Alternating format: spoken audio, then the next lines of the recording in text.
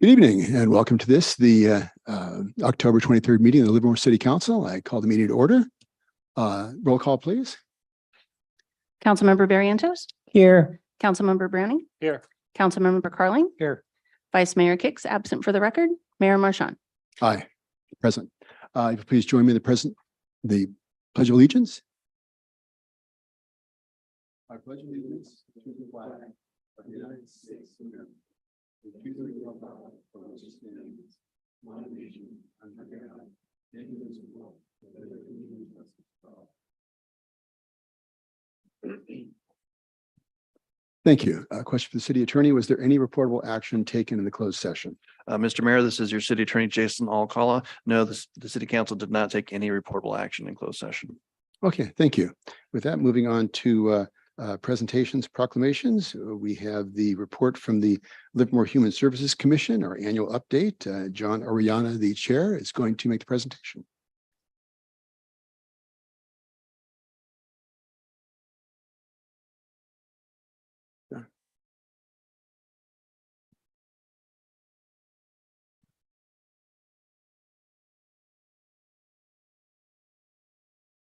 Good evening, Mayor and Honorable Council. I'm here tonight to introduce you to John Oriana. He's the chair of our Human Services Commission, and he's going to present his annual commission update to you. Thank you very much. Mayor Marchand, members of the council, staff, and members of the audience. As Josh indicated, I am the current chair of the Human Services Commission, and tonight I'll be presenting the annual report on our activities. Just a brief summary of our duties and responsibilities. We serve as primary advisory board to the city council on social conditions in the community. We advise the city council on social needs within the community. And I would point out that most of our members are active in the community and either serve or support the community services in our city. And then lastly, we recommend to the city council programs to be funded from the U.S. Department of Housing and Urban Development, also known as HUD, and primarily Community Development Block Grant, which is CDBG, and the Home Investment Partnership Program, which is more commonly referred to as HOME. Next slide, please. Each year, as part of our grants process, we identify housing and human services priorities based on feedback from the commission, from service providers, the community, and staff. And just to briefly summarize each of these priorities, the first, public health, includes medical, dental, mental health, and substance abuse services. Housing, it includes affordable housing and rental assistance. Homelessness includes emergency shelter, temporary and transitional housing and support services. And safety net access includes access and navigation for support services. Later tonight, the staff will be bringing the recommended priorities for fiscal year 24-25.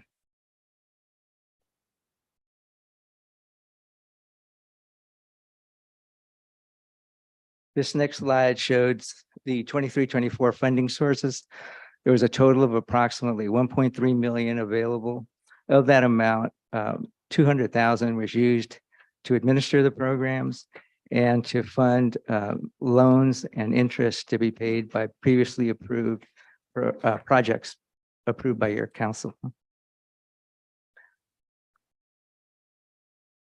The SOE program, which is item number 3, shows only $25,875. And we want to thank the council for having contributed additional funds to allow us to fund 5 important programs to our community. Next. Challenges and opportunities that we encounter. Besides the fact that the amount of funds that we have available are not sufficient for us to fully fund all worthy programs, we also have other issues that we face annually. In 22-23, the federal government reduced the entire CDBG allocation for local governments by 4.4%. There's also limits to the use of the funds. on that previous slide, you noticed that we had $400,000 approximately that were allocated from CDBG. Well, out of those funds, only 15% or roughly $60,000 is available for direct public services. The balance is can only be used for capital and capital related projects. For fiscal year 23-24 grant cycle, we were only able to recommend funding 2 public assistance organizations from the CDBG funds. In the past, the social excuse me, the social opportunity endowment program allowed the commission to fund an additional $80,000 in public services. However, these funds were exhausted in 23-24, and the depletion of this SOE funding will result in significant loss of funding for local service providers. We'll continue to pursue other funding opportunities.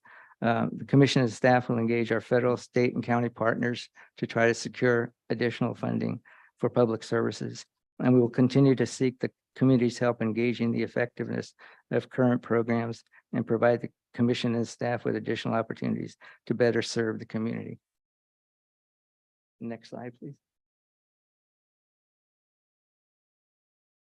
Just a brief summary of commission highlights. The highlights for 23-24. The commission heard presentations from 7 agencies and 8 new grant applications. Reviewing and scoring the 21 applications is a challenging task, but the commissioners consider this as a very important responsibility that they have, and I want to thank them for their hard work and dedication to this task. The 15 projects funded through the grants process will result in over 5,000 Livermore residents being served. We sent questionnaires to community and service providers, and staff attended community events to solicit feedback on the current grant priorities. The results were provided for public comment and heard and considered by the commission on September 12th. Later tonight, the grant priorities approved by the commission during that September meeting is being brought forward for your consideration and approval. And then finally, in calendar year 2022, the Tri-Valley cities of Dublin, Livermore, and Pleasanton engaged a consultant to conduct an update of the 2011 Eastern Alameda County Needs Assessment. And we're excited to be able to host the 3 commissions here in Livermore to hear the consultant present the progress on this study and also to provide input to this important project. So those are the primary highlights of our activities this year, and I'm open to answer any questions that you might have. Any questions from the council? Former Human Services Commission member, Yeah, Councilmember so Branding. no questions. It's been a while, John. It's good to see you again. And I just want to thank you very much. It's a lot of hard work that you guys do on that commission, and I know it's a lot of difficult choices. So I appreciate all the work you do with the grant review and the needs assessment. I'm particularly excited to hear that we are finally, after quite a long break. I don't know how long it's been since we've had all 3 commissions together, but it's been years, and it used to be something a long time ago that happened a little more regularly. And you know, a few things have happened recently. So I'm really excited to hear that's happening again. Josh or Mariana, if we can have an update sent to us from that meeting, I would love to hear. You know, I think there'll be some great stuff discussed, and I would love to hear what comes from that meeting. So I just really want to thank you. I appreciate all you do. And of course, you know, I could save this for later in the agenda, but might as well now with the SOE funds running out. I know we're working on replacements for them, but for people who aren't aware that, you know, $80,000 to $100,000 is huge for the service side. We don't have with federal dollars, there's not a lot of flexibility on what services we can fund, how we fund them. And once federal dollars are infused in any pot, it becomes more complex, where city funds don't have all that complexity and have a lot more flexibility. So making sure as we continue on that we do find ways to properly fund our local service providers. So, thank you, John. And I appreciate the support of the council. The commission particularly appreciates it. And we are going to attempt to meet annually with the other two commissions. Thank you for that. Great to hear. Thank you. Any other questions? Ms. Barrientos? Thank you for your report, and I know how work commissions work, like you used to some on some in Santa Clara. But my question, where are you going to have your meeting, your joint meeting at? It's going to be here actually over in the Minden Hall Minden. room. And it's on November 14th. So again, the tremendous work that the commission does is sincerely appreciated. So just a quick question. So how is the commission working? Is there anything that you would suggest that we change the way the commission is working? Well, first of all, I would think that I would commend the council on the selection of the commissioners. I think the commissioners have a very diverse background, people from various different activities and backgrounds within the city, represent the city. And I think that's really the key. And I think we all take our responsibilities very seriously. And we want to again thank the council for having us be able to be consultants, for lack of a better word, to the council. Okay, well, I've seen, as you mentioned, a lot of you are out in the community already volunteering for a number of projects and enterprises. I've seen you in a number of places working in soup kitchens and supporting the people that are experiencing homelessness. So sincerely appreciate that as well. Anything that you would suggest to do differently? I'm sorry. Is there anything that you would suggest to do differently with the commission? No, I think we're really committed to doing the best we can and providing you with the information that you're seeking from us. Okay. And I appreciate seeing you and so the other council members at various activities. I've seen you. So I think it's a commitment also from your council being out there. And people I'm sure appreciate seeing you. Well, you're doing great work. Thank you very much. And Thank you. Please convey that to the commission. Thank you. Okay, moving on to 3.2, this is a proclamation recognizing October as Domestic Violence Awareness Month. And we have the Tri-Valley Haven Executive Director, Christine Dillman here. I have a proclamation from the city of Livermore honoring Tri-Valley Haven, October 23rd, 2023. And this is whereas domestic violence affects people of all genders, sexual orientations, ages, racial, ethnic, cultural, social, religious, economic groups in the United States. In October 1987, the first Domestic Violence Awareness Month was observed to connect advocates from across the nation who are working to end violence against women and their children. And whereas although progress has been made toward preventing and ending domestic violence and providing support to survivors and their families, important work remains to be done. Policy makers and communities must work together to support survivor-centered solutions and provide education, awareness, and understanding of domestic violence and its causes. And whereas domestic violence programs in California provide essential life-saving services for survivors, their children, and communities, while amplifying prevention programs and community-based strategies to create healthy environments and to decrease the likelihood of domestic violence from occurring in the first place. Whereas Tri-Valley Haven in Livermore shelters women and children who are victims of violence and in need of a safe, confidential location, providing immediate safety, respite, and supportive services, including financial assistance. Tri-Valley Haven also advocates for change and focuses on prevention programs and provides counseling services to empower individuals to regain their sense of self, pride, and accomplishment. Now, therefore, the City Council of the City of Livermore honors Tri-Valley Haven for its efforts to create more peaceful society, one person, one family, and one community at a time, to build a world without violence. Ms. Oh, Dillon. wow. Thank you so much. Good evening, Mayor Marchand, distinguished city council officials, city staff, and community members. My name is Christine Dillman, and I'm the executive director of Tri-Valley Haven. I'm here with Tri-Valley Haven staff tonight, Thank you for this proclamation and for highlighting the importance of domestic violence intervention and awareness.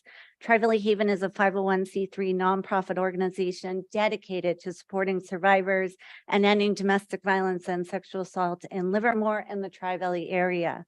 Tri-Valley Haven believes everyone has the right to live free from fear and from violence. For 45 years, Tri-Valley Haven has made this vision a reality. We offer a comprehensive range of services to support survivors of domestic violence so they may break free from the cycle of abuse. Tri-Valley Haven runs the only confidential domestic violence shelter in the Tri-Valley and the only shelter that takes teenage boys as part of families. Survivors reach out to us through our 24-hour crisis hotline. This year, Tri-Valley Haven staff answered over 3,300 calls through our domestic violence hotline. But we cannot and we do not do this work alone. Thank you for this help. Thank you for your unwavering support. And thank you for breaking the silence, because domestic violence really does thrive in silence. So I appreciate all of the help from the city staff, the city council, the mayor, and the community. Thank you so much.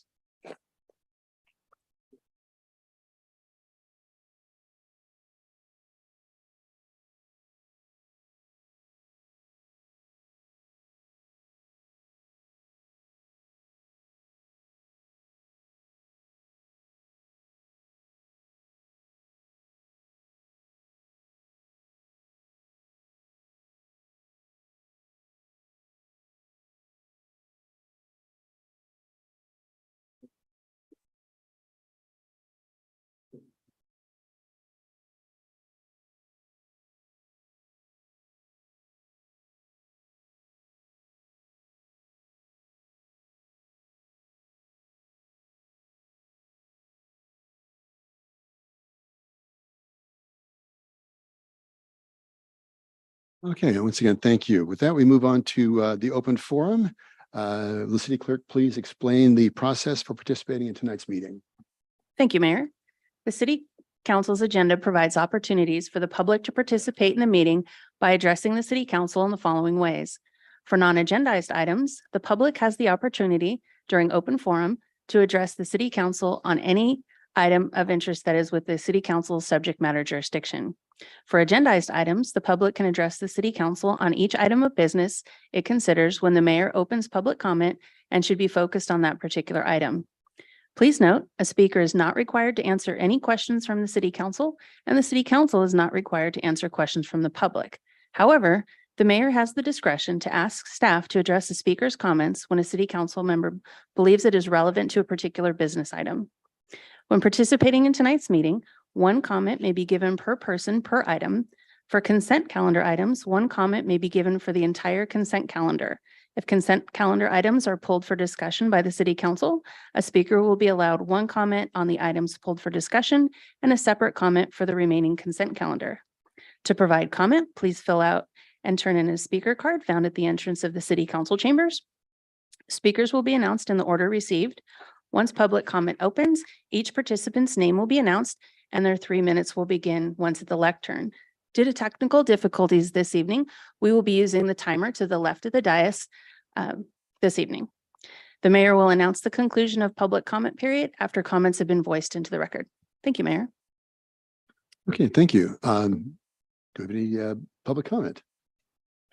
The first speaker is Greg Scott, followed by Donna Caban, followed by Orlando Munoz.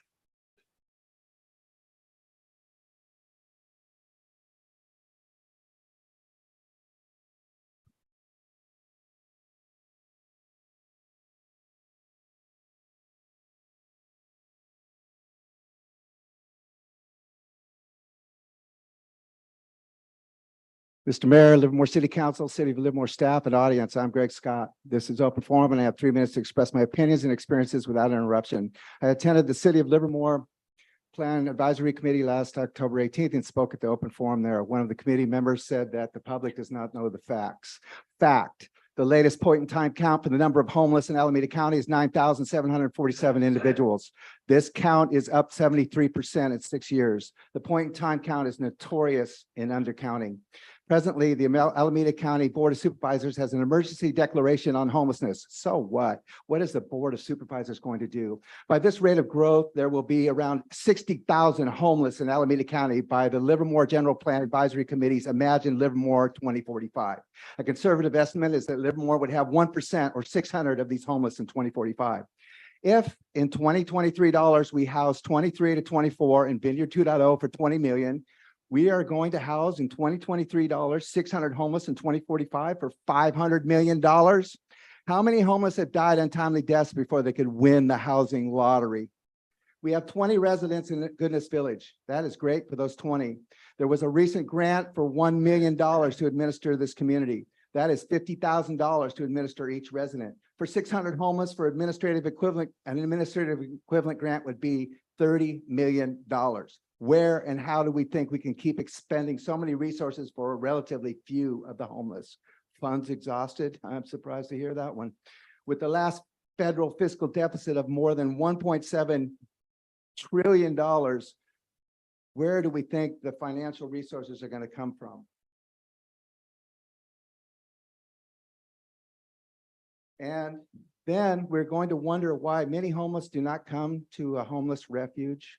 This is because we do not understand homelessness. Perhaps this December or January, the Sixth Federalist Society U.S. Supreme Court justices will simply criminalize homelessness in their review of the Ninth Circuit Court of Appeals, Jackson v. Grants Pass, Oregon decision. Are we going to arrest all the unhoused homeless? We need better approaches that utilize resources more broadly.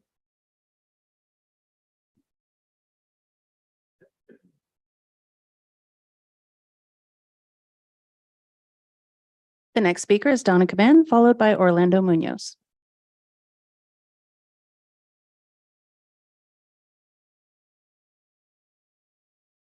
Good evening.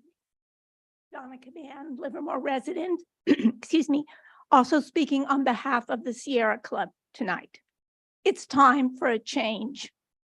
When measuring lead air pollution, Livermore Airport ranks the 28th worst out of more than 5,000 municipal airports. This week, the Environmental Protection Agency issued the endangerment finding under Section 231A of the Clean Air Act that lead emissions from aircraft engines that operate on leaded fuel endanger public health and welfare. The majority of aircraft using Livermore Airport are piston engine aircraft, which operate on leaded fuel. These are basically small aircraft that carry 2 to 10 passengers. Piston engine aircraft are the single largest source of lead emissions in the air in the US, contributing 70% of the lead entering the air. With this endangerment finding, both the EPA and the FAA must address this health issue. What can be done to eliminate this health hazard? Last week, the Sierra Club issued the following statement. The Sierra Club concurs with the Air District letter sent to the Livermore City Council September 8th that eliminating lead air pollution from AV gas should be treated as an urgent public health priority.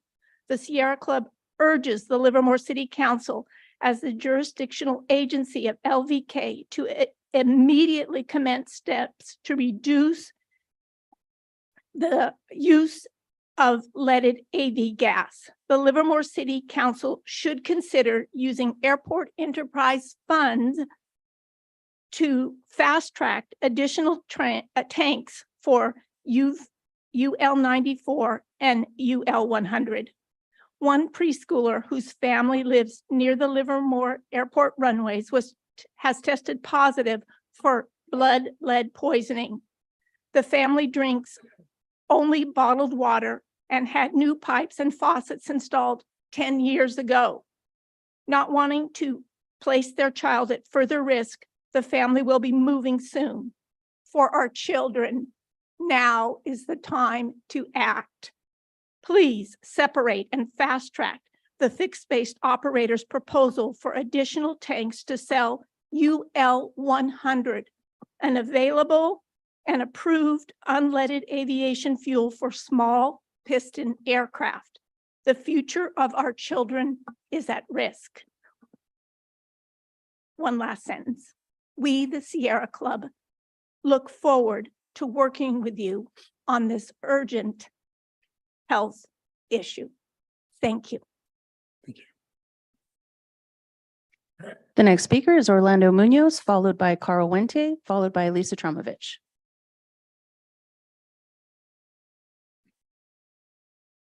Good evening, Mayor, council members. My name is Orlando Munoz. I am a member of VA Local 342. I'm also a Livermore resident of over 15 years.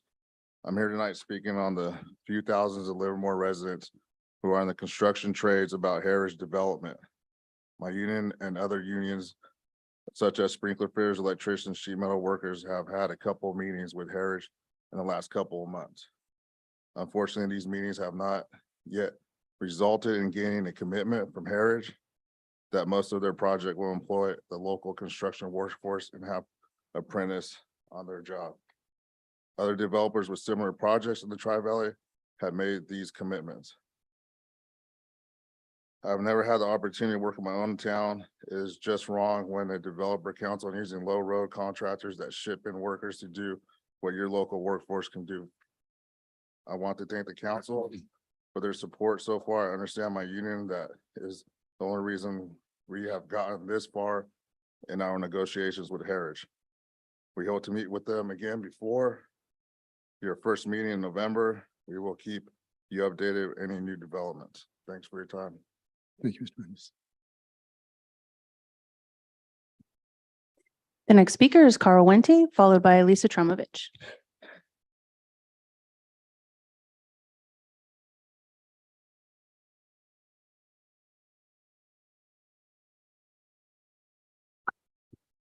Mr. Mayor, City Council, thank you all, as always, for what you do, those willing to serve in these interesting times. May we all live in interesting times, the old Chinese proverb, I think we all do continue to be. So I just want to again say thank you, those that serve, those that step up in terms of the commissions, the Health and Human Services Commissions, the Library Commission. I can't name them all off the top of my head, but those people serving, stepping up and taking part in this grand experiment of the people, by the people, for the people.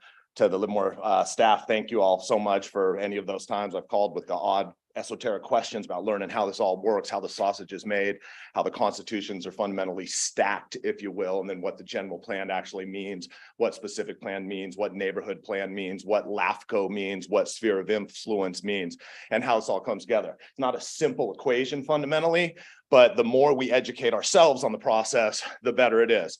So as you all well know, the general plan update is ongoing for City of Livermore, and outreach to get, I'll say, my generation involved. I don't want to be ageist, but getting people to lean in so we get an actual representation of the people of Livermore and what we want. I know that's what we're doing as we're working through this, but it's important that we go through this and understand how the general plan came to be as mandated by the state constitution, updated on a cadence, 20 years, slides further than that quite often, different housing elements, different environmental justice, social justice, agricultural is part of it. I'm not naming all of them, but just how important this is in terms of shaping Livermore going forward. And so I implore us all to show up starting this Wednesday, 6 p.m., 6 to 8 p.m. at Robert Livermore Center, to go in, lean in, see what's there. There's online tools that we can look at, sub areas being explored in addition to the neighborhood plans already there. Arroyo Vista, downtown El Charro, Isabel neighborhood, Brisa, South Livermore specific plan, and then areas, the Valley Link. We should have a healthy discussion. Valley Link seems to be coming. There's a good chance, sorry about that. There's a good chance it's gonna get done. One of the first or second largest JPA, Joint Powers Authority in the state of California. So coming our way. Transportation-based housing is important. You all have nodded your heads at that, I believe. We only looked at underutilized land and underutilized development infrastructure, right? Because Greg Scott's right. Like, we're not solving the problem of homelessness, and we should continue to focus effort there. I don't want to downplay anything you've said, and I salute you showing up. Get on these committees, commissions, and keep trying to make this weird, dysfunctional world a better place, because worst form of government, except for every other form of government that's ever been. So thank you for what you do. Those that put on a bulletproof vest to go to work, salute you. That's awesome. City staff, salute you. Those that show up, of the people, by the people, for the people, happens when the people show up. So thank you. Cheers. The next speaker is Lisa Tromovich. much shorter than the previous speaker. Tough act to I'm follow. glad this is bendy. Hi, I'm Lisa Tromovich, Livermore resident and the producing artistic director of Spark Theater, formerly Livermore Shakespeare Festival. Thank you all who serve the city, the council members. We really appreciate all the time you put in, and the very, very hardworking staff members. I was really appreciative of the pop-ups. There was a wonderful pop-up that the city was hosting, and Paul Spence was there, getting public input on all sorts of plans. And it was very open and an easy conversation, and we were welcomed to come up with our own ideas. And I really appreciate that kind of exchange and making it so easy to give input to the city. So thank you. Thank you all for that. I just wanted to share some good news, since we're all still climbing out of the pandemic, that some of our pre-pandemic programming that has been missing is coming back. So we are going to be doing our holiday readings that used to be at Swirl on the Square, now are going to be at Spark Studio, which is across from Swirl next to Range Live. And it doesn't seem feasible with the pandemic and COVID to place people at tables with people they don't know. So we're going to go ahead and go into our studio where we can sit with the people that we came with. And that'll be on the weekend of December 15th through 17th. It's a casual event with old-fashioned holiday stories being read to you and a hot cocoa bar and treats. So just a little something fun and uplifting to look forward to as we climb our way out of the pandemic. And I think the city's doing a great job at that. So thank you all very much. Thank you. That concludes public comment. Okay, with that, I'm going to close the public comment period, and next we'll be considering the consent calendar. Does anybody wish to pull anything for consent or for discussion? I don't want to pull anything. I just had a question and comment on 5.3. Anybody else on anything? Okay, 5 go for it. Okay. So 5.3, just for everyone, is the graffiti abatement amendment for the municipal code. I sent a lot of very specific questions to staff about it, so I'm not going to go through all of those, but I just wanted to kind of get a summary of your responses to me. The ordinance, I had concerns that it would potentially punish people who had been a victim of a crime, and I want to make sure that we are doing the right thing with this, providing people ample opportunities to clean up the graffiti and helping work with them. And so if I could get just a summary of kind of how it works, that'll be the case. Sure, happy to do that. I'm Paul Spence, your Director of Community Development. The intent of the ordinance really is to try to speed up the time frame for removing graffiti. We've learned from other cities, and based on our own experience, more quickly we can clean up graffiti, the less likely it is to proliferate. So we're focused on that primarily with these ordinance changes. We have Frank Lafarge here, who heads our Neighborhood Preservation Division, and the staff is very focused on working with residents, with property owners. We do understand that this is an impact to them. They are the victim of a crime here, but we are asking them to clean up their property as quickly as possible. And we set timeframes through our ordinance. We set a 7-day timeframe for cleanup. But as a matter of practice, if people need more time, if they've been on vacation, we work with them proactively. And the goal really is to work together to clean things up and keep them clean. Thank you. I appreciate that. I know, I believe we've been working basically under the guidelines of the ordinance already. This is codifying into law. And I remember a few months ago, I had a citizen complain to me and came to you, and we've worked out a lot of the hiccups. I think we're really working with people. And I just want to make sure that that's the case, that we continue to work with our residents and make sure that we're a partner for helping clean up. Councilmember Brandy, I will also add, this is your city manager, Mariana Marasheva, that we also have free graffiti removal kits available to our community. We publicize this availability. We also recently posted a video on social media on how to use those kits. So we try to work with the community as much as possible to make it easier to remove graffiti. Perfect. Thank you. Then with that, I've got a couple of comments that I'd like to, but yeah, you can join the mayor as a graffiti fighter. We've got several dozen graffiti fighters helping the community, and as I said, there have been times when I've gone back to clean up a tag, and it's gone already. So This does work. So we encourage everybody to look out for it. If you see a large tag, report it to the city. We have a graffiti hotline. But if it's a small one, go ahead and take it out yourself. A couple of comments I have on the consent calendar. With item 5.2, that's regarding the hangar wait lists. It's updating some of the language at the airport. And while I can't bring it up on 5.2, just to give everybody a little bit of notice, in matters initiated, I will ask the council to initiate updating the minimum standards at the airport to require the sale of unleaded fuel. I understand that there may actually be a spare tank down there that we may be able to employ. So I will be asking for that during matters initiated, that we modify the language for the minimum standards at the airport to require the sale of unleaded fuel.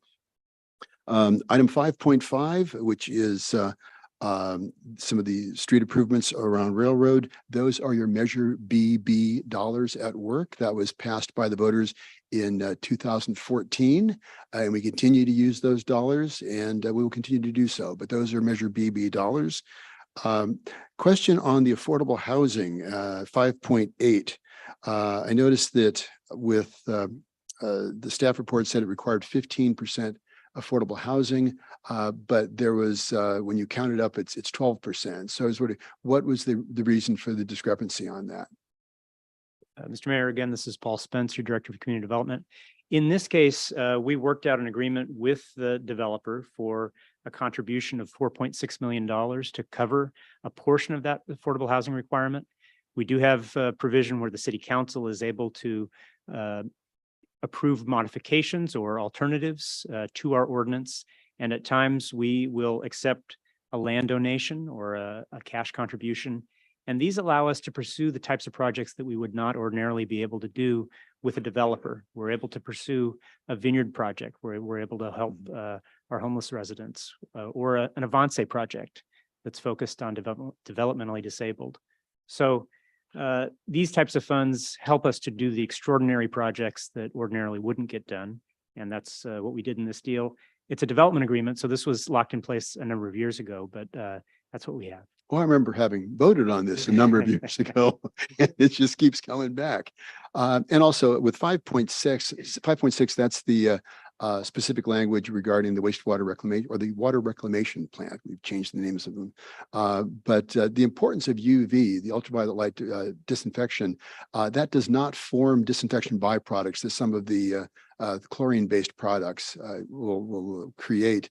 And also it's more effective at killing protists and some viruses. So UV disinfection is a better way, creates fewer disinfection byproducts, and it's a very versatile disinfection as well. So that's why we specify that. And that's and you know, these different components, and it helps to make sure that you have components that work together. So with that, the additional information, I would entertain a motion for the consent calendar.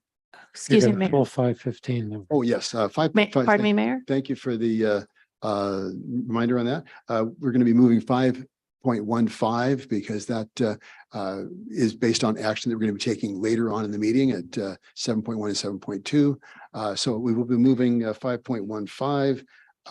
And now with that. Excuse me, Mayor, we still have Oh, I'm public sorry, comment. public comment. Yes. Is there any public comment on the Yes, sir. consent calendar? Yes, sir. The first speaker is Greg Scott, followed by Carl Wente.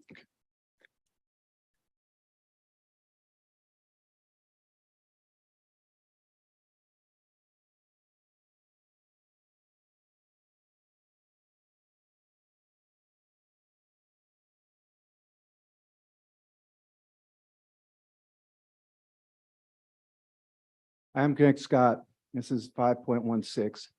Here we are dealing with the resolution of continued emergency in response to impacts from a series of severe storm events earlier this year. This is for impacts to our infrastructure within our current urban growth boundary, UGB. What this item 5.16 makes a case for is for not expanding the urban growth boundary.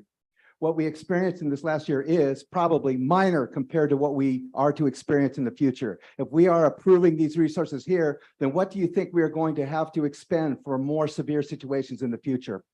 Livermore is a city with two national laboratories. At Lawrence Livermore National Laboratory during President Trump's administration, software was written in 4 years for $80 million called Energy Exascale Earth System Model, E3SM.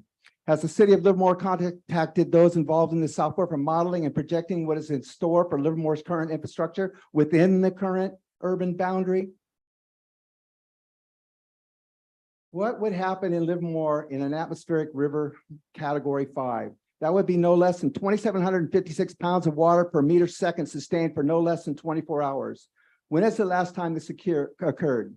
December 1861, through January 1862. Robert Livermore Jr. knew exactly where to build his house, since during that time he witnessed it rain somewhere around 100 inches. The new capital of California, Sacramento, was so flooded it had to be moved to Benicia. These occurrences are cyclic according to paleopresentation, sediment, and biological records, which include telltale isotopic ratios. The probability of an atmospheric river category 5 occurring, or even an atmospheric river category 4, has increased with the slowing of the Pacific water circulation over the Pacific Ocean and the increase in water vapor in the atmosphere from increased air and ocean temperatures. Livermore, 5.16 here is a testament as to why we should not expand the urban growth boundary. The argument always seems to be that the additional expansions will bring in more money. Then it turns out there is inefficient money. I walk Lee and Portola Avenue to Ladd. Where is the storm drain on Lee? Lee is connected to Ladd. I walk Ladd by the Livermore Unified School District properties and wonder, where is the storm drain on Ladd? Oh, it's on Junction Avenue. There is not a storm drain between Portola Avenue down Lee on Ladd until Junction Avenue north of the railroad tracks. We are not spending what we need or preparing our existing infrastructure for what we are facing. There's going to be significant expenditures on local emergencies and state emergencies in the future.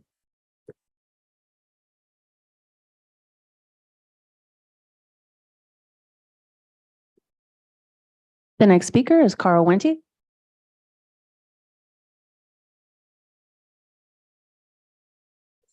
Council, I was going to come up here to say thank you again. It's volume of work that goes into that consent calendar, that number of items, sort of how the sausage is made again. And I think I don't look in at other municipalities all that often, intimate with Alameda County, looking at other cities as well. I just want to again compliment the team. We've got a good team managing that transition through Mr. Roberts into Mariana. I should say Miss Marshevich, but I don't want to mess that up. So I humbly apologize on that one. But just fundamentally complimenting on the great team that you have. I haven't met all of the directors, but I try and make an effort to, again, stalk them until they have a cup of coffee with me and just let me ask the questions about how this all works.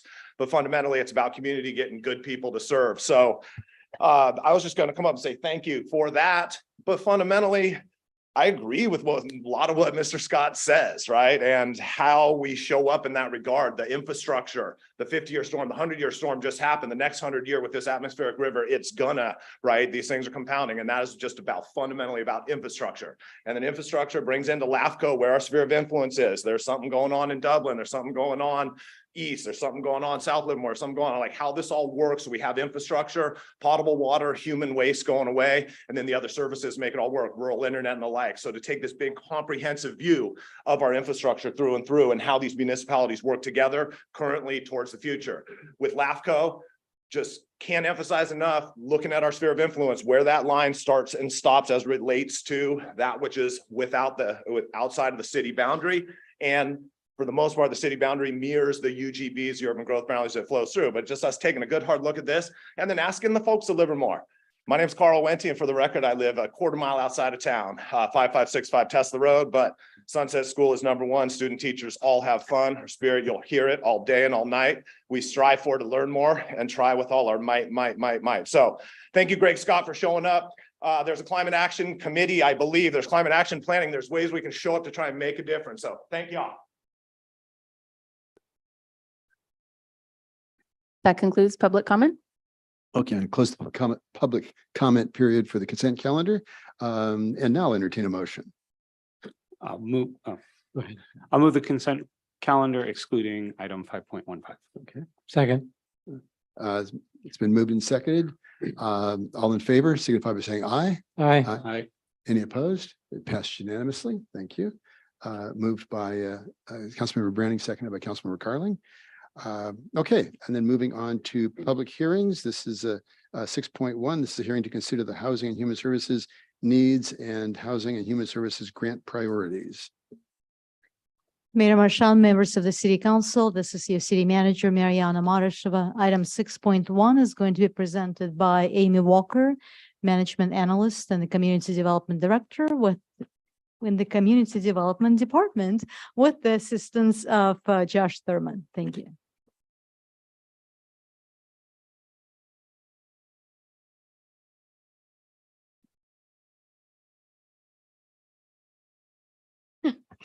Good evening, Mayor and Council. My name is Amy Walker. I'm the Human Services Management Analyst for the Human Services Division. The item before you tonight is the Housing and Human Services Grant Program priorities for fiscal year 24-25. Every year, the City of Livermore's Housing and Human Services Grant Program brings together multiple federal and local funds to address critical community needs such as food for seniors and shelter for homeless. The city is an entitlement recipient of the Community Development Block Grant Program, and for the current fiscal year, we received approximately $404,865. As an entitlement recipient, the city is required to have a citizen participation plan that describes the policies and procedures for public involvement in the process. Prior to each grant cycle, Livermore Citizen Participation Plan requires us to do a community outreach and public hearing regarding the pressing housing and human services needs in the community.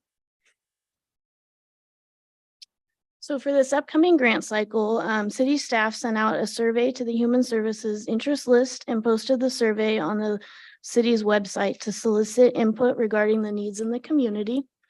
CityServe collected surveys from their clients at the Multi-Service Center, and city staff tabled 5 events to collect surveys and talk to people about needs.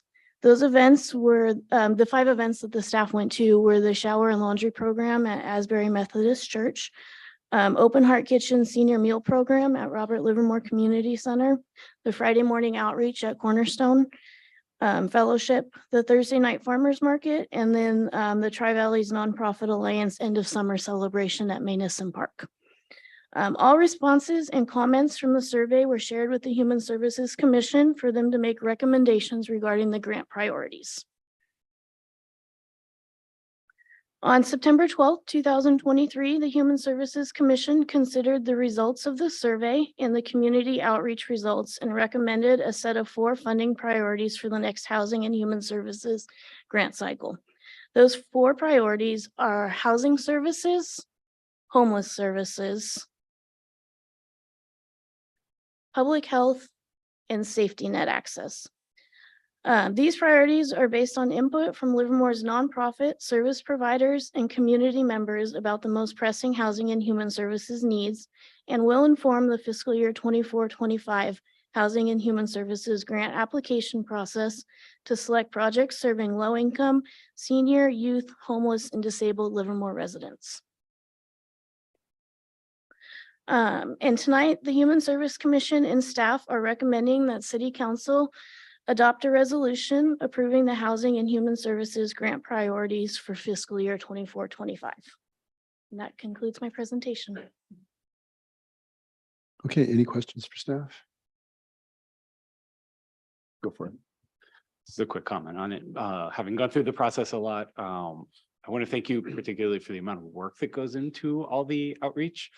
I know we found when I was on the Human Services Commission, there were things that might seem very logical that were overlooked or, just came up in discussion with the community that I believe ultimately led to the shower program being brought here, as well as some other programs that have been implemented over the last, decade. So this process is huge. It's really great. I know it's a lot of work, so I just want to thank you very much. And I appreciate the recommendations. Thank you. Questions, comments? Yeah, thanks for the report. At the last meeting, at the end of the meeting, I made some comments about human services and taking a bit of a different look at how we were expending funds. I mean, I think it's along the lines of what Mr. Scott is getting after also. And I'm just wondering, it's pretty easy to look at what we've done in the past and continue to figure out how we can continue funding those things as we move forward. But I don't know if all of this is working as effectively as it could. And I guess I'm just wondering, I mean, I mentioned last time about getting human services involved with some of the, I think I had 4 different items that I asked about, or maybe it was 3. And I just wonder, are we going to consider those, or how do they work into what I hear, what we're seeing tonight? So Councilmember, we are going to be looking at those. We're going to be talking with some of our nonprofit partners and also talking with our commission. We had not anticipated changing this cycle necessarily, but having a longer conversation and looking potentially at additional funds and possible uses of those funds moving forward. So we will be having those conversations. We'll be looking to include some of the council members as we go through the process and getting some feedback. But I think we saw that as a little bit longer conversation than the preparation that we already have done and have to do for the processes moving forward for expenditure of federal funds. Well, I think that's okay, but I get your point, but I do think that taking a fresh look would be a reasonable thing to do. I do have another question related to the CDBG funds. I mean, only 15% can be used for public services. And I think John mentioned that the rest was used for capital. Can you give me an example of how that money has been spent? Yeah, actually, I'll clarify a little bit. So 15% can be public services, 20% is for admin. And then the rest of it, the 65% can be used for capital projects. Here in the city last year, we funded Tri-Valley Havens Emergency Shelter. So that's considered a capital project. Good. And also under CDBG, a capital project, tenant-based rental assistance. I know it's not your typical capital project, but it's it is considered under the CDBG as capital money, not public service money. So we do use capital money towards a tenant-based rental assistance program. How much money goes to rental assistance? It's about 120,000 off the top of my head for CDBG. And then we also have federal home money in that project. And spread over how many families? We do. So Tri-Valley Haven last year, on average, about 35 individual families it will help pay rent for. And the 2 different programs operate differently. So one program pays rent, actual rental assistance for 3 months at a time, and then they reevaluate every 3 months. And then the other program that we operate with Tri-Valley Haven, they actually do first month's rent and deposit only for people. So they don't do an ongoing payment of rental assistance. So do we have any data on how many people we've prevented from becoming homeless through the rental assistance? I personally don't have that offhand, but that's something. That may be hard to measure. I understand that, but I just wonder if that's really important I think, for our community. I mean, in some sense, I talked about the guaranteed basic income at the last meeting, and I think, this is another approach. I mean, we call it rental assistance, but it's a way of helping people to keep them from falling into homelessness. So I appreciate that. And I guess I'm glad to hear that CDBG can be used in that way. And I hope we continue to look at that again to help, to Mr. Scott's point. If we keep going the way we've been going, we're going to have a lot more homeless in 2045 than we have today. So let's see what we can do to prevent people from falling into homelessness. So thanks very much. Mhm. Okay, public comment? The first speaker is Greg Scott, followed by Alan Burnham, followed by Carl Wente.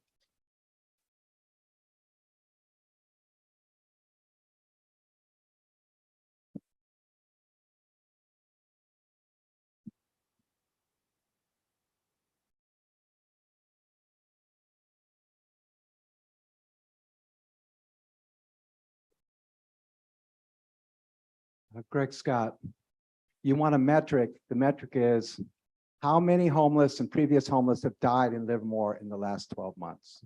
That's your metric. I asked that at the last Human Services Committee. I didn't get an answer. JR died on the 15th of September, longtime homeless. I think he's got a 10-year-old out there by Stockton somewhere. It's sad. He's a longtime homeless, and he was the third one I've been acquainted with. It's belatedly got homeless, housed at Chestnut and has died. A person that does more for homelessness in this town with probably less money called me up on the 27th of September and said, Greg, how many homeless have died in the last 12 months in Livermore? And I go, I don't know. Then this person started rattling off these names of homeless that have died, and I didn't know them. And then this person started rattling off names of people that I had been acquainted with and have died, and I didn't know they died. And from the conversation, I realized I only know a fraction of the homeless that have died in Livermore. It is a metric to the policies. It should be one of the first things we know. We have all these survey questions and all this, but isn't it about life and death? The homeless are not subhumans, or as the Germans call it, Untermensch. We need to have that data.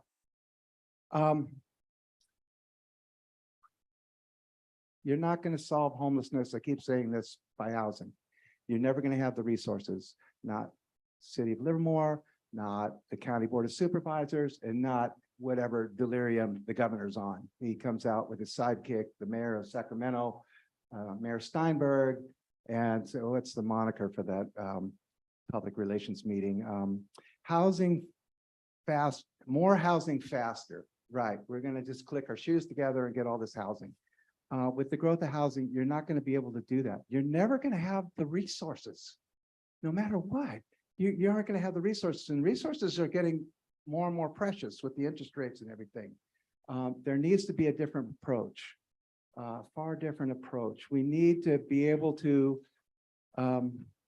consider more novelty solutions, and that seems to be hard to get across.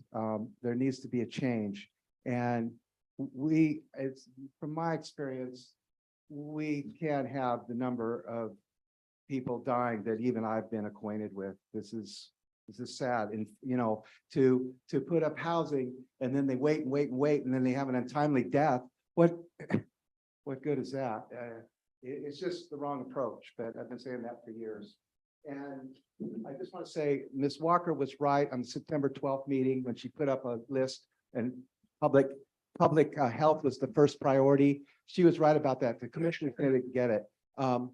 Just one thing, for the homeless, where's the bathroom out there? I don't know why the commissioner didn't get that. But it was pretty absurd to me, but I didn't scream. The next speaker is Alan Burnham, followed by Carl Wente. Mayor and city council members. As I think all of you know, my wife and I own a building down on L Street that provides a lot of the services that are being discussed here. In order to keep costs low, we do the landscape maintenance ourselves. So I'm quite familiar with picking up the detritus of homeless. Let me assure you. Just as a aside about graffiti, the astronaut mural that's on that was to cover up previous graffiti and to help mitigate against future graffiti. But getting back to the main point, when you look through these may all be important, but they're really symptomatic relief. They're not changing the underlying cause. And if you look at the demographics of the Tri-Valley, income relates to education. There's really nothing here that discusses education, either life skills training, very basic sort of stuff that a lot of people don't get in schools like I did when I was a kid, or vocational training, et cetera. And it seems to me there needs to be at least some element here that tries to connect people with the kinds of services that can help them to be more self-sufficient. I will remind you of a saying, give a person a fish, they will eat for a day. Teach a person to fish, they will eat for a lifetime. And I think I realize resources are short, and I don't claim to be able to know how to allocate them all in completely. But I would hope that there was at some point a recognition that education needs to be a part of this to help address some of the underlying causes. Anyway, thank you for your attention. The next speaker is Carl Wente. Mr. Mayor, Council, staff, wonderful staff, great people. Thank you again all for what you do. Society should be judged on how we look after our most destitute. I think many people have said that. You can go to Mother Teresa, often quoted with that one, Dalai Lama as well. You know, society should be judged based on how we take care of those most in need, those the most destitute. So appreciate a lot of the different approach. Think differently, put money to work, think creatively. People are cold out there. I want to resoundingly support Greg Scott's metric. In God we trust, everyone else come with data. Appreciate you asking for more data about what we know about it. Those that have died on our watch, with humility and respect, I would like to take 15 seconds of my time in silence for them.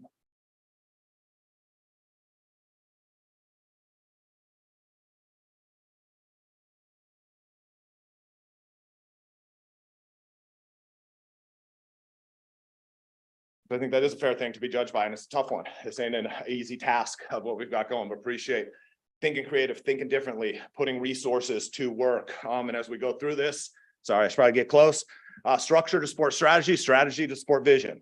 Structure to support strategy, strategy to support vision. So how are the committees, the advisory committees, how are they structured? How can we get it? How can Greg Scott get his answer to that? How can we use it? How can it flow? How can he sit on that? Hopefully he'll come with a passion for good, not passion for anger, which he is, and justifiably so. So again, thank you, Greg Scott, for what you do. Thank you for asking about data. May we look into it and continue to look after those most destitute. And CDBG, Community Development Budget General. Block You guys grants. throw out this one, like grants. educate us out here because we're Community wondering. development block grants. Block grants. Okay, so asking for money, state or federal dollars as it comes in. As it relates to grants, as everybody well knows, just reiterating, the better organized, managed the city is, the easier it is for that money to come. So again, the compliments to how we're working together to drive us, try and bring these dollars into our community to then put them to work as we go forward. So takes leadership from above, those willing to serve, takes good people right here. So again, thank you all for what you do. Put resources to work, and I support Mr. Scott's metric, as sad as that is to say. That concludes public comment. Okay, with that, I'm going to close the public comment period. Councilmember Carly. Captain Boberg, do you know the answer to the number of homeless that have died? Do we keep, is that data someplace?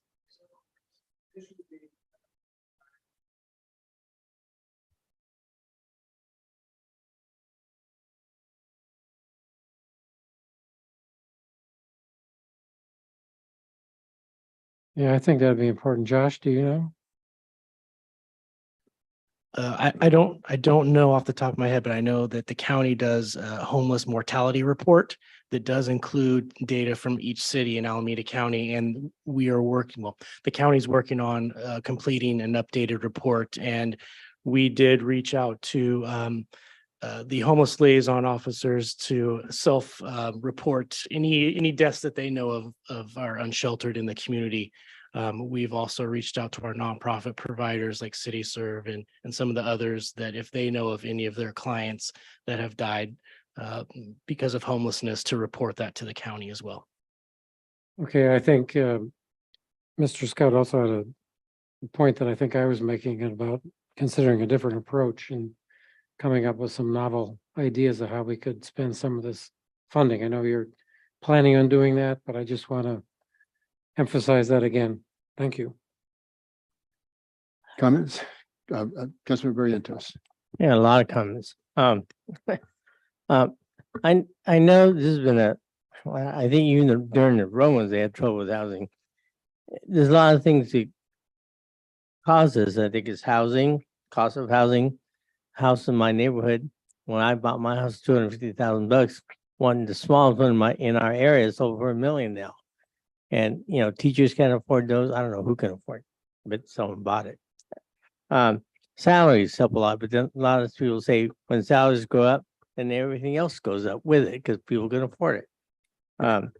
Jobs, we are creating jobs here and we're trying to find companies that would offer good salaries so people can stay here.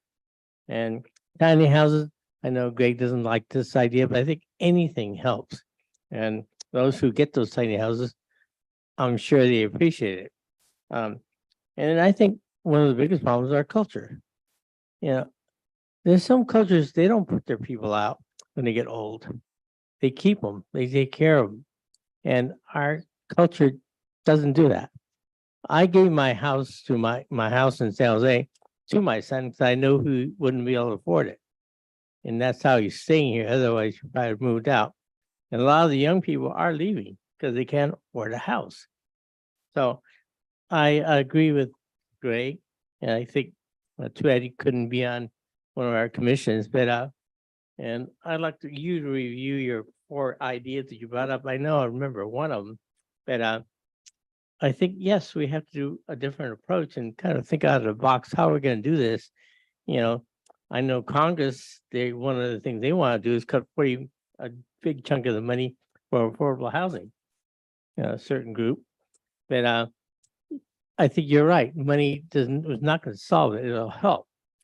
And I think also it's got to be, I'm going back to teaching.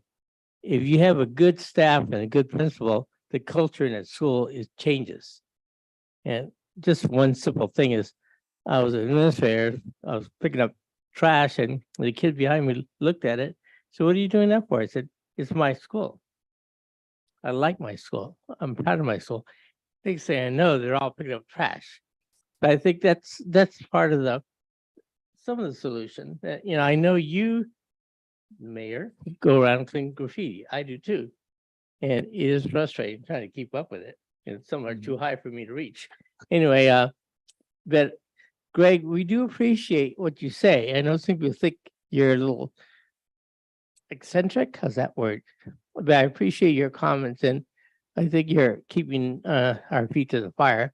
It does help.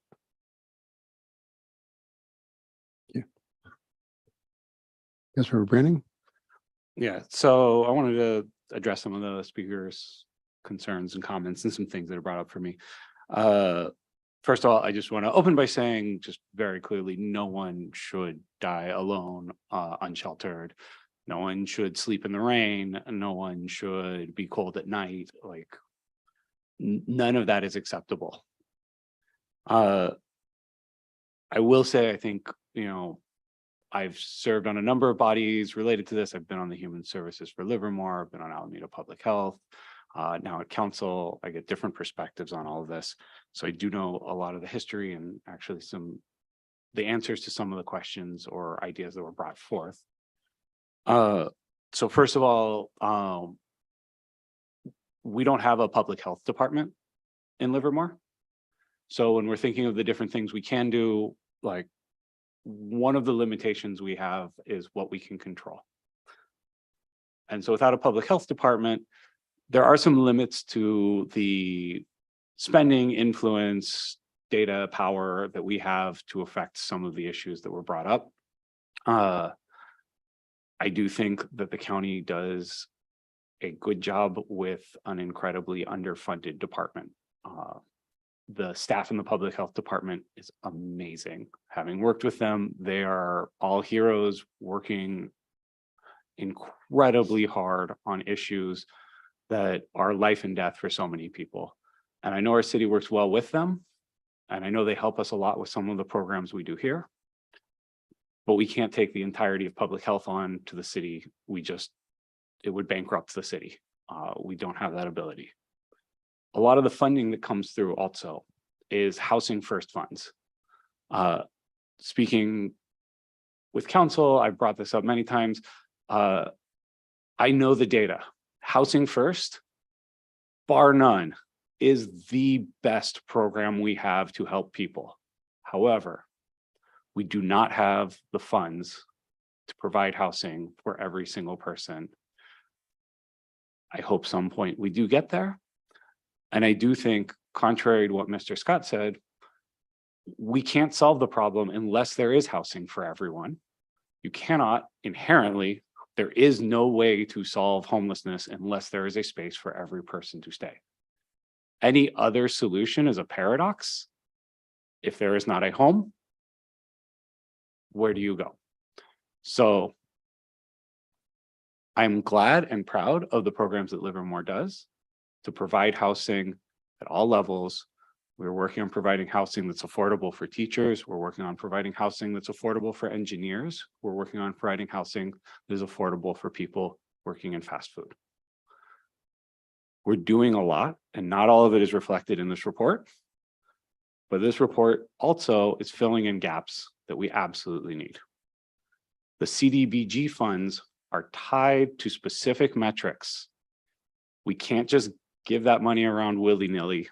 Because of the way it works, because of the way federal dollars work, it isn't just something we can spend however we want. So sometimes it looks like we're not doing enough or we're not filling in the gaps properly. And often that's not our choice. We do find a lot of ways to actually fill those gaps.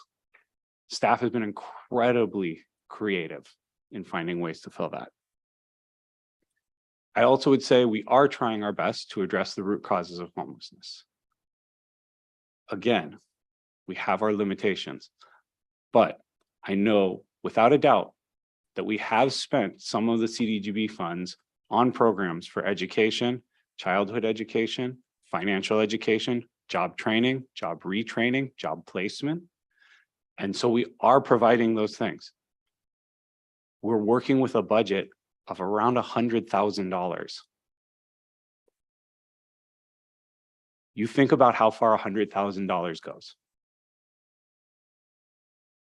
When I'm up here griping about getting extra funds for SOE funds, we're talking about increasing that to 160,000 overall. Most of the people who comment here probably make more than that in a year. And they're providing for themselves and maybe a family of 4. And we're providing for, I think you said 5,000 people or 5,000 contacts. Sorry, I shouldn't say people. Yeah. So I think we're very, very efficient with our money. I wish we had the resources for a lot more. I do want to echo what some of the other council members have brought up. The creative solutions are something that we're always looking for. And I really appreciate Josh coming on. I think you've done an amazing job. I really want to commend you and your team. Since you've come on, I've seen a lot more creativity in how we use the money, a lot more trying to figure out ways to do it. To Mr. Scott's point, we need to really figure out ways that we can stretch this even farther, but there just isn't enough there. It breaks my heart. And our community has stepped up to fill that gap. To Mr. Barrientos, or Councilmember Barrientos' point, our community is amazing. Our faith-based community leads on this in a way that I don't see in other communities. Our residents step up in a way. And I know I've been talking for a little while, but this is something that matters a lot to me. And it infuriates me to hear people saying we're not doing enough. It will never be enough. And I understand that it will never be enough. But I want people to understand who are listening, the city is trying incredibly hard. And we are leveraging everything we can in every way with a staff that is working their butts off to do the best they can for our community and do the best they can for our homeless community specifically. I appreciate what you're doing. I want you to know I see what you're doing and I know how hard it is. So thank you. Thank you, Councilmember Branning. This is extraordinarily complicated. It truly is. Backing up a couple of different points to Mr. Burnham's point about education, this is one of the things that's a very important component of Vineyard 2.0 is the wraparound services, because we understand that if people are going to succeed and lift themselves out of homelessness, they need to have those skills so that they can provide for themselves. And that's why this navigation center, where they're going to teach those skills, is so important. Things like Chestnut Square, where you have those wraparound services. In the 5 cities of the Tri-Valley, there are 5 shelters for the disadvantaged, the homeless, and the abused. All 5 are in Livermore. That speaks to the heart of Livermore. We are doing the work. This is a regional problem. This isn't just Livermore.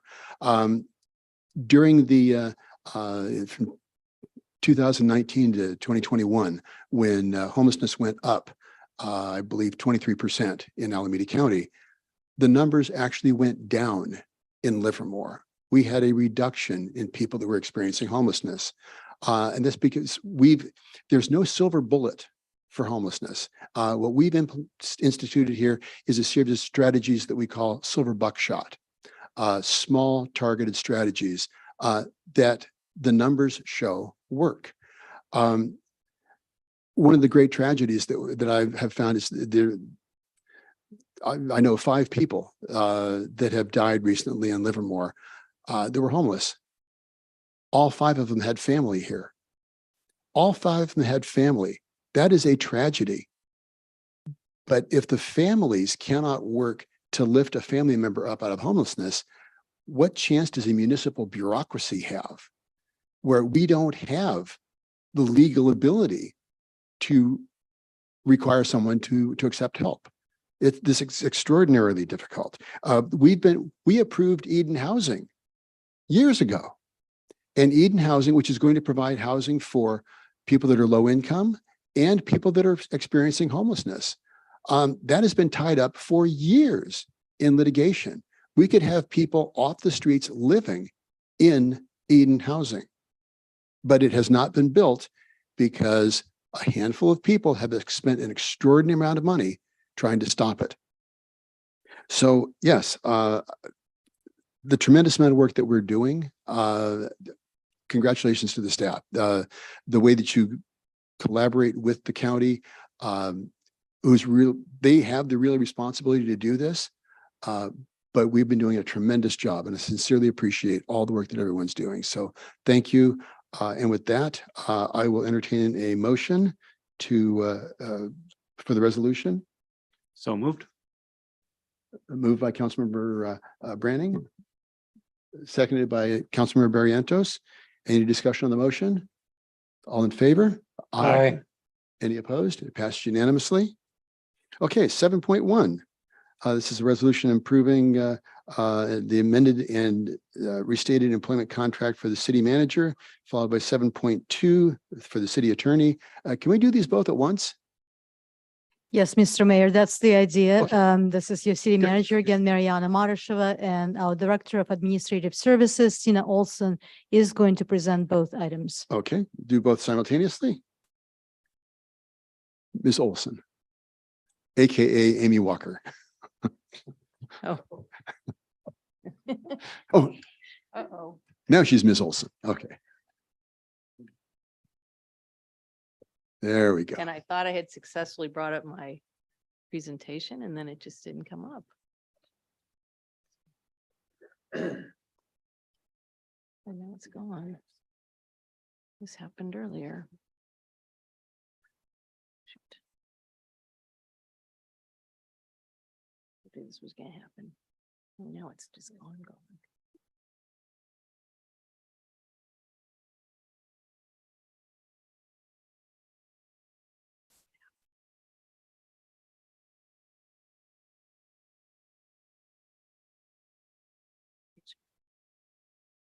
Sorry, I got taken out of Zoom. So Marie's gonna be my savior. But yes, I have a presentation with both contracts in it, so, Okay. and this shouldn't take too long.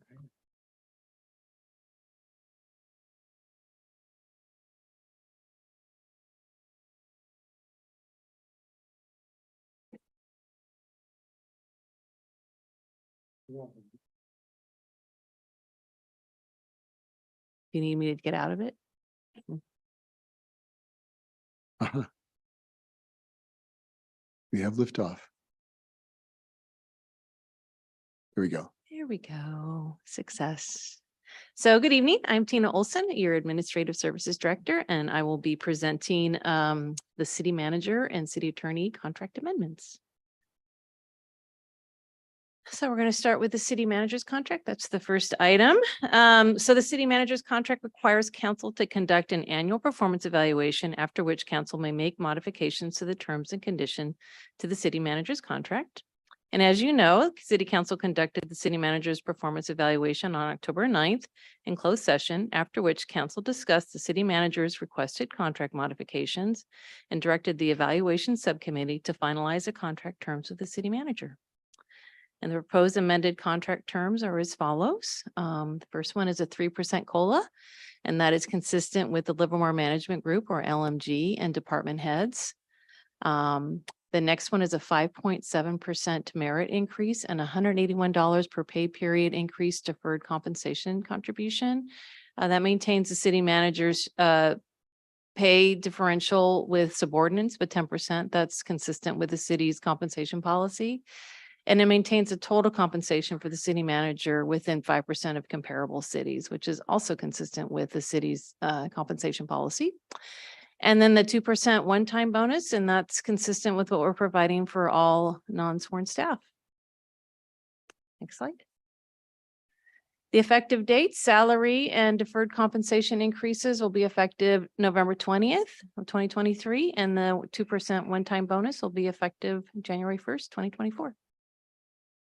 And that concludes my presentation on the city manager's contract. We're going to combine the two, 7.1 and 7.2, and then we'll have the. You want to just go ahead and? Yeah, let's go ahead and do continue? 7.2, Okay. and then we can have any Great. public comment on both of those. Okay, sounds good. The city attorney's contract amendment, similar to the city manager's contract, the city council is to conduct an annual performance evaluation of the city attorney and make modifications to the terms and conditions of the city attorney's contract. And also on October 9th, the city council conducted the city attorney's performance evaluation in closed session, after which council discussed the city attorney's requested contract modifications and directed the evaluation subcommittee to finalize the contract terms with the city attorney. And the following are those contract terms: 3% COLA, consistent with LMG and department heads, and a 3% merit increase and a 69.23 per pay period increase deferred compensation contribution. And that maintains the city attorney within 5% of comparable cities, and also a 2% one-time bonus similarly provided to all non-sworn staff. And that concludes the presentation. Oh, the effective date, sorry. Similarly, the salary and deferred compensation increases are effective November 20th, 2023, and the 2% one-time bonus is effective January 1st, 2024. Okay. And that concludes my Any questions? presentation. Okay, is there any public comment?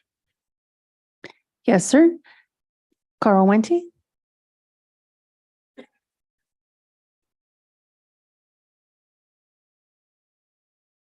Mr. Mayor, City Council's point of order. Do I get 6 minutes, 3 minutes because these were combined? No. No, I have to stick to 3. Thank you. Doesn't hurt for trying. Just again, thank you for what you do, and thank you to the city staff. As a glutton for punishment, I watch the Board of Supervisors of Alameda County, Board of Supervisors, Transportation and Planning, which is a subcommittee. I chair the AAC, the Agricultural Advisory Committee of Alameda County. I sit in and watch LAFCO go to work, ex-board member of the TVC. I keep up on the East BZA, and then also watching what the MACs are doing, Municipal Advisory Committees, Fairview, Eden, Castro Valley, with the Municipal Advisory Committees. We're working to set up an East County MAC within Alameda County as well, just looking at the overlays and how we interact together, as we're Alameda County and City of Livermore are conjoined with the South Valley Specific Plan, South Valley Area Plan, and the spheres of influence coming through with LAFCO.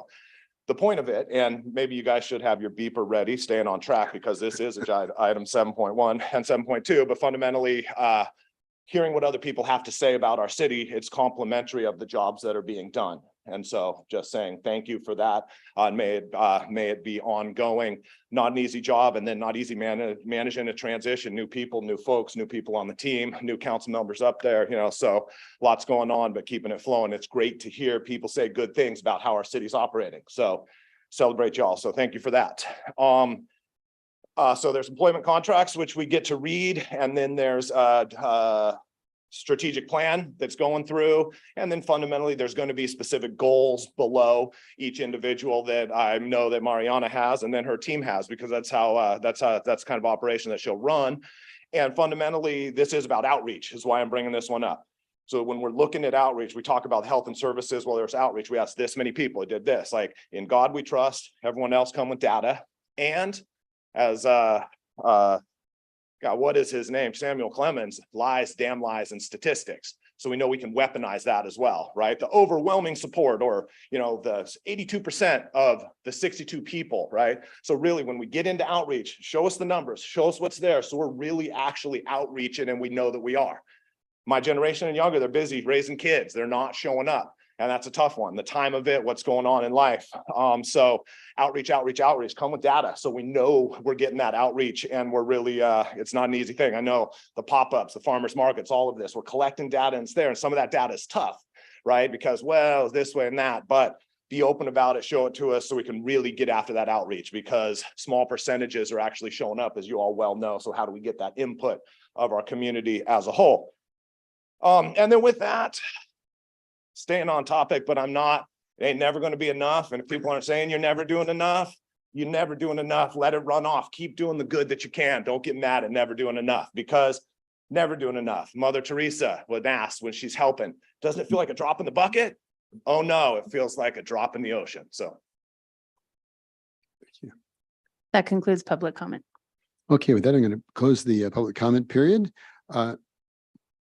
Okay, I guess it's closed again.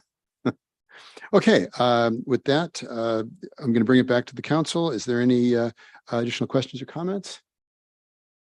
Doing a great job, both of you. Sincerely appreciate. It is truly a pleasure to work with both of you. So thank you so much. Yeah, I agree. Ms. Olson mentioned that we did do a performance review, and it's not just the five of us that do that. I mean, we get a consultant that spends time with staff asking about the performance of the city attorney and city managers. And so all that combined, I mean, obviously the five of us make the final decision, but I think they're both doing a fabulous job. And I think we should all be proud of the work that they do and the leadership they provide for the staff. So thanks very much. Okay. I was at a convention and I'm new at this game. Anyway, I was in a committee meeting or whatever it's called. And one guy, why are you here? I said, I just want to listen to what you guys are talking. But then unsolicited, he goes, oh, you got Mariana. You got a gem there. She's really, really excellent in her job. And I agree. And I like her ideas and her approach. And I think it reflects with the staff. And I know there's critics out there, and I'm sure there'll be critics of me too. But I do appreciate attorney. I'm scared of attorneys, but attorneys are okay, I guess. And he does consult us and gives us ideas and choices. And we, the city council, are the ones that give them the direction. And they do what we ask them to do. They'll suggest ideas and pass and all that. But that's the way it works. And a lot of people don't know what's going on behind the scenes. But there are decisions, and some are tough. And some are confusing, and it's almost hard to decide which way to go. And we try to go the best way we go with the advice of the city manager and Jason Alcala. So I appreciate your work and appreciate the staff. And I'm going to miss Christine when she goes to Tennessee. And I thank you all. Okay, with that, I'll entertain a motion. I move we approve staff recommendation. Moved by Councilmember Carling. Seconded by Councilmember Barrientos. Any discussion on the motion? All in favor? Aye. Any opposed? That passed unanimously. Great, thank you very much. Now we'll move on to the consent calendar, item 515. We still have one carryover from the consent calendar as well. I'm sorry. You just said that. And now we will We're move gonna on to reconsider the consent city calendar attorney. 515. This is your raise. Okay, is there any comment on the consent calendar 515? Okay, no comment. I'm going to close the public comment period on that. Is there a motion to approve 515? I'll move, we approve 515. Moved by Councilmember Carly, Second. seconded by Councilmember Branning. Any discussion on the motion? All in favor? Aye. Any opposition? That passed unanimously. Item 8, this is committee reports and matters. I think most of those have been entered into our form ahead of time. Councilmember Branning, any additional report outs? Nothing additional to report. I did get to go to some of the LVVC events this last weekend and they were amazing. Next year, I recommend everyone else goes as well. Councilmember Carly? Yeah, I see our fire chief here today, Joe Testa, and I just, there was a big fire near where I live about a week ago. You may be familiar with the corner of Holmes and Kincannon where it's a new development that used to be the old Sunset Business Park, and it's been redeveloped into what's called the Well. But the few buildings to the north have been abandoned for quite a few years and were not part of the development to improve on the portion of that area called the Well. Anyway, 3 buildings there went up in a furious blaze about a week or 10 days ago, and fortunately, our fire department and both from the city and I think the county as well responded. And I mean, fortunately, it was mostly maintained to those 3 empty buildings. I mean, there was a little damage to the Charming Fig, which is a new restaurant over there, a little roof damage and probably some smoke got inside. But I think compared to what the plume of smoke looked like and the flames that I could see from my house, I think it's a remarkable response from the Livermore Pleasanton Fire Department to put out that fire as quickly as they did. So I congratulate to you, Joe, and to your team and all the folks that worked on that. So thank you very much for that. I'm sure the people, I mean, there are obviously people that live a lot closer, their homes are a lot closer than mine. And I'm certain they were very grateful that it was taken care of as quickly as it was. Just a couple of other points. I also enjoyed the art walk, I think, which is what Lisa Tromovich was talking about earlier. Paul was there manning the Livermore booth and answering questions about what's going on in the community. But it was a terrific day. It was wonderful weather, and I don't know how many people were out and about that day, but it was really quite a great event. And again, very proud to be part of this community. And also want to thank everybody for the compost giveaway once again. And for that was another great event. I hope we gave away all the compost that we had, and again, using it in your garden. So thanks very much. Councilmember Briantos? Yeah, I didn't do my homework and I didn't get the link. Didn't report Couldn't out. find it. Didn't report. Yes, I'm reporting now. I got 16 things.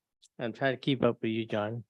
Almost. Anyway, I did attend the monitoring committee along with Judy over there. That's the Altamont Oversight Group.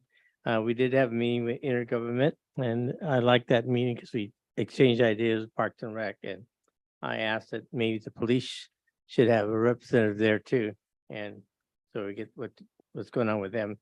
And I'm on the EBCE marketing subcommittee, and we're talking about the new change in names. Instead of EBCE, it's going to be called AVA. And I did attend the trails committee, and they strung me along about all the trails they want to do. And it's funny how some trails just need another 300 feet to connect, and they're trying to get some of those done. I did go to the art walk, which I do. Helped set up with Angie and Cola, and she ran me around for a little bit before I had to go up to the Lions Club meeting thing. And then I did have the EBC board of directors. And we also talked about the new name change. And I did attend a group because I got gray hair called SIRS, Seniors in Retirement. And Mr. Coachran, I can't say, he's the owner of the Alameda and had a nice little talk about olive oil. And then Crow I hair. did what? Crow hair, Crow hair. Charles Crowhair. Yeah, and I got to meet him. I did go to I was trying to figure out how to say it right, the family night with the Syriac Orthodox Church, The Syriac, the St. Mary's Syriac Orthodox Jacobite Church. and they missed you. They wanted me to speech.